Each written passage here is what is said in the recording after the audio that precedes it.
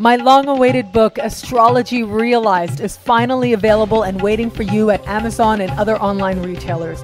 Get one for you, your loved one, or as a gift. All part of your fabulous journey to understanding astrology. Enjoy.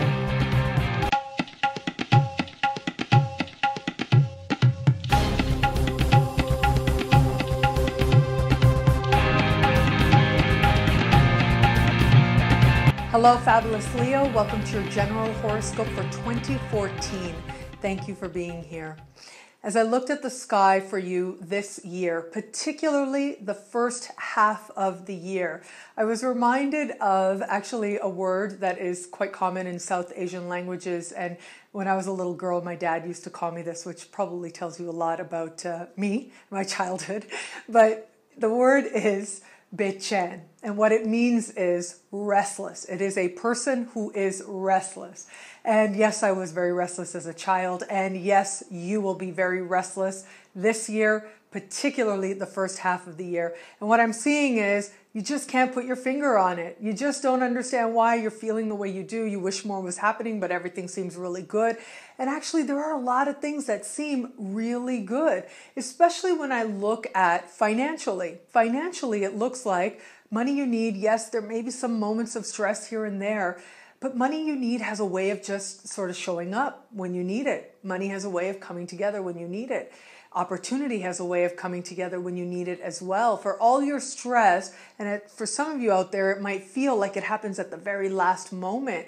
For all that, and for all the restlessness that's with you, the resources you need have a way of finding you, have a way of coming together. You have a way of attracting funds that you need as well. And you also have a lot of people, you can call them angels, you can call them people with whom you've worked in the past, but there's a lot of goodwill that you've already put into place, a lot of people who are speaking well of you, a lot of positive energy that for the most part you're not going to be aware of. That is working very much to your advantage. That is supporting you. And while you could use that energy to go to a place, and the universe really wants you to use that energy to go to a place of faith, to go to a place of trust, to go to a place of looking at, okay, where is it that I can take action to help myself right now? And where it is that you can't, it's okay. Where it is that maybe you could be asking for more. Maybe you're not asking the universe for enough. And because of that, the universe is delivering very, very little to you. This is also a part of the lessons. This is also part of what could help you with that restless feeling, especially when it can, if you don't work with it. If you just sort of leave that restless feeling alone, well, you're going to do what I probably did as a child, which was I just kind of would get really tantrumy, if you will. I would just kind of go through my room and all of a sudden decorate, or all of a sudden feel like everything's got to change and do something kind of dramatic to sort of suggest that or to make that clear. But you don't have to do that, right? You can do instead what my father used to advise me to do when I was a child. And that was to take that energy and actually think about the bigger picture. Think about what it is that has actually proven itself to be true to you. And take that energy and use it towards your brilliance, to use it towards your future, to use it towards your success. Even when it seems like nothing's really working. Because I promise you, a lot of things really are, and they really are working very much to your advantage. Now, the fullness of how things are working to your advantage are not going to be evident until we get you to the second half of the year when Jupiter enters your sign. Now, I will be here, hopefully I will be here, and hopefully I will remember. I'm trying to get better at keeping notes about the things that I've promised and said in these videos, but hopefully I will be here too to create Jupiter specials as I had for last year. And with the Jupiter special, of course, because Jupiter will be in your sign, it'll be a very important time for you especially.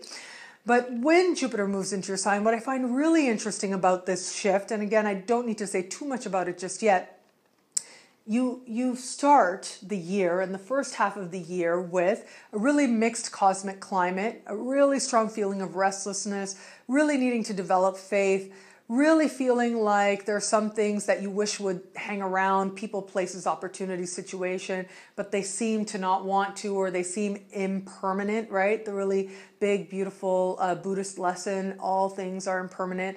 And you have a few moments where that lesson becomes very evident to you. So there's this flow of things sort of leaving your life, and it may not always make a lot of sense. But then very quickly, and for some of you, very dramatically so, it's almost as if you go to bed with one state of mind, you go to bed with one reality, and you wake up, boom, with a completely different one. You wake up and you are seeing the world differently. A big opportunity has shown up for you. A big breakthrough is on offer for you. And that's really key. The frustrations you feel, the restlessness you feel, yes, you can do a lot of the really crazy things that I did as a rebellious teen. Or you can decide that you're going to channel that energy towards faith, towards allowing closures, towards acceptance, strengthening your spirituality, which is something that adults tend to do because we can choose wisely because we're a little bit more aware now. And once you practice that, you will set yourself up so nicely for the second part of the year when these really big breakthroughs just kind of find you. And what I'm actually seeing is there may be a few of you out there who don't fully take advantage of it because all of a sudden you feel different. All of a sudden the climate's changed. It looks like great things are just showing up for you, and you may end up actually taking credit for it and thinking things are always going to be like this and not fully capitalize on the opportunities. Now, of course, I think life is filled with opportunities. In all sincerity, I'm one of those people, in all humility, I'm one of those people who doesn't believe that opportunity only comes once. No way. I think life is filled with opportunities. Absolutely. Opportunities come when they're supposed to. Life is constantly encouraging us to be better, to be more, to fulfill our potential, to shine brighter. And this is especially true for you, this idea of shining brighter and opportunities always presenting themselves to you to do that, to shine ever brighter. And the thing is, though, there are times when those opportunities, they have a certain flow to them that's very natural. And there are times when certain opportunities present themselves that are truly special. It doesn't mean that if you decide not to go for it, that's it. You know, nothing ever good is going to happen again. Of course not. Of course not. But when something really good does show up, it might be a good idea to take the offer. It might be a good idea to utilize the opportunity when it comes. And it does look like some really nice opportunities come, and a part of you feels like things will always be this way. A part of you may feel that it's you that attracted all this. And yes, I do think we participate in our awarenesses and in the universe and how things unfold. But I also think, as I said, that there are a lot of intentions we set before we incarnated about our potential, about our wanting to fulfill our potential, and all that stuff, and how we fulfill that happens a lot on a level of spirit as part of the mystery in ways that we can't always understand or consciously choose.